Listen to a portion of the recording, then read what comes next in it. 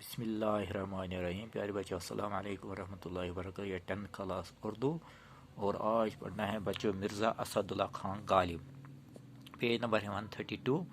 اور یہ جو ہے 1717 عیسوی میں اس کی پیدائش ہوئی ہے اور 1859 میں یعنی 1869 میں یہ وفات پا گئے. مرزا غالب کے دادا مغل بادشاہی کے آخری زمانے میں ایران سے ہندوستان آئے. یعنی اس کی جو مرزا غالب جو ہے اس کے دادا جو ہے وہ آخری زمانے میں ایران سے ہندوستان آئے, ایران سے رہے اور پھر اس کے بعد ہندوستان آئے. ان کے خاندان کو ملک میں مناسب مرتبہ ملا. غالب آگرہ میں 1797 عیسوی میں پیدا ہیں, یعنی 1797 عیسوی میں غالب جو ہیں آگرہ میں پیدا ہوئے. دادا, باپ اور پھر چچا کی موت کی وجہ سے غالب بچپن ہی میں بڑی حد تک تنہا رہ گئے. یعنی دادا,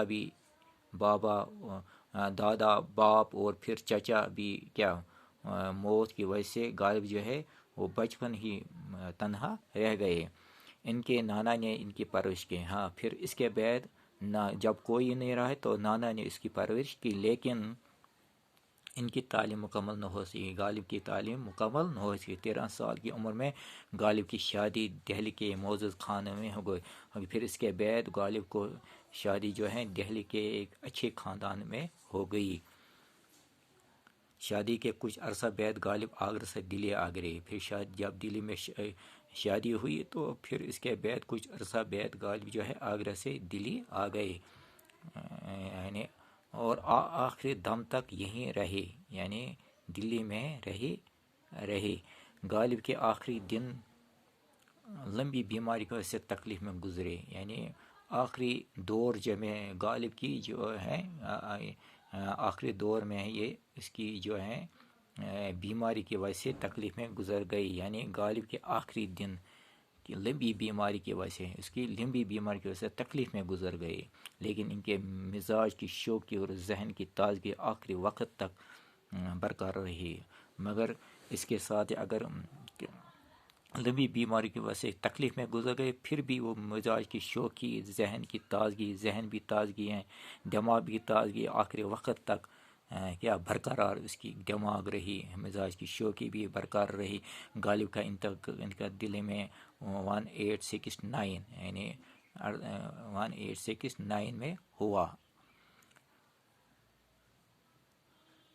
غالب کو اردو کے بڑے شاعر میں شمار کیا گیا ہے, یعنی بڑے شاعروں میں اردو کے بڑے شاعروں میں اس کو شمار کیا جاتا ہے. غالب کو فارسی کی شاعری میں بھی ان کا مرتبہ بلند ہے. فارسی کی لینگویج میں بھی, فارسی کی زبان میں بھی اس کی شاعری کا مرتبہ بہت بلند ہے. زندگی کے بڑے حصے میں غالب نے اردو میں بہت کم کہا. پھر لڑکپن اور جوانی کا بہت سا اردو کلام انہوں نے اپنے دیوان میں شامل نہیں کیا, کتابوں میں شامل نہیں کیے. یعنی اردو کلام جو ہیں انہوں نے اپنے دیوان میں شامل بھی نہیں کیا. اس طرح ان کا اردو کلام ان کے فارسی کلام سے بہت کم ہے. لیکن آج دنیا جس غالب کو اردو کا بڑا شاعر مانتی ہے وہ اتنی چھوٹے سے دیوان میں جلاگر ہیں. باقی بچوں یہیں تک آپ کو یاد کرنا ہے یہ نوٹ اسد اللہ خان غالب کی, یعنی شروع سے یہاں تک آپ کو بچوں یاد کرنا ہے. باقی وسلام.